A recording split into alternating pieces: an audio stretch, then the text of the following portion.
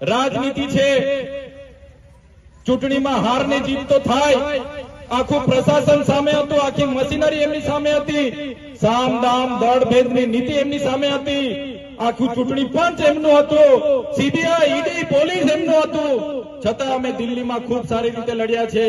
ત્યારે કેટલાક સામે પક્ષના ભાજપના હોય કે કોંગ્રેસના હોય એ લોકો કહેવા માંગે છે કે આમ આદમી પાર્ટીનો અંત આવી જશે, ગુજરાતમાં આમ આદમી પાર્ટી પૂરી થઈ જશે.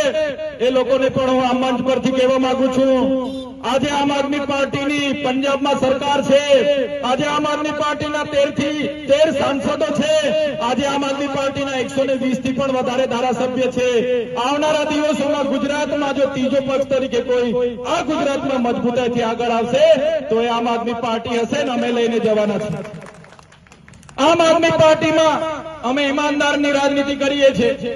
અમારા જે પણ કાર્યકરો આવે છે ઈમાનદારીથી કામ કરે છે. એટલા જ માટે અમે તમને કહેવા માટે આવ્યા છે, આપણી નગરપાલિકાઓમાં પણ પારદર્શક વહીવટ માટે, નાનામાં નાના વ્યક્તિના કામ માટે, પાણીના પ્રશ્નોના નિરાકરણ માટે, શિક્ષા માટે, વ્યવસ્થા માટે, સ્વચ્છતા માટે આમ આદમી પાર્ટીના તમામ સાથીઓને મત આપો, ઝાડુના બટન પર મત આપો અને વિજયી બનાવો. એ જ ઉમ્મીદ સાથે આજે તમારી વચ્ચે આવ્યા છે.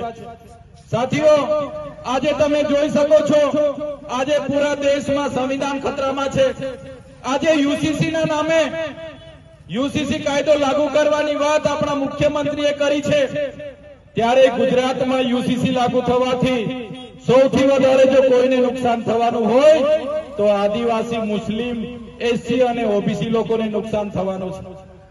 જે બંધારણમાં, જે સંવિધાનમાં આદિવાસી, મુસ્લિમ, એસસી અને ઓબીસી લોકોને સ્પેશિયલ પ્રાવધાનો મળ્યા છે, એ પ્રાવધાનોને ખતમ કરવા માટે ગુજરાતમાં પણ યુસીસી લાવવાની વાતો ચાલે છે, લાવવા માંગે છે. એટલા માટે જ અમે કહીએ છીએ, અમે તો ભૂતકાળમાં પણ યુસીસી સામે લડ્યા છે, આવનારા દિવસોમાં પણ લડીશું. સાથીઓ, ઝાલોદ નગરપાલિકામાં પરિણામ જે પણ આવે તે પણ તાનાશાહી સરકારો આવનારા દિવસોમાં આવા કાયદાઓ લાવશે કે સંવિધાન સાથે છેડછાડ કરશે તો આમ આદમી પાર્ટી સડકથી લઈને સદન સુધી લડવા માટે તૈયાર છે. એટલા માટે તમારો સહકાર જોઈએ છે. આજે તમારી પાસે અમે આવ્યા છે, વધારે ભાષણબાજી કરવા નથી માંગતા, પણ ચોક્કસ એટલું કહેવા માંગીએ છીએ, અમારા આમ આદમી પાર્ટીના જેટલા નગરપાલિકાના ઉમેદવારો છે એમના પર ભરોસો મૂકીને આમ આદમી પાર્ટીના ઝાડુના બટન પર 16મી તારીખના રોજ મતદાન કરજો અને મોટી સંખ્યામાં આમ આદમી પાર્ટીના ઉમેદવારો જીતે, આપણી નગરપાલિકાઓ બને, એ જ અપેક્ષા લઈને અમે બધા તમારી વચ્ચે આવ્યા છે. આવનારા દિવસોમાં પણ મળીશું, સાથે રહીશું. ચૂંટણીના પરિણામો જે પણ આવે તે પણ આમ આદમી પાર્ટી હંમેશા કામની રાજનીતિ કરતી રહેશે.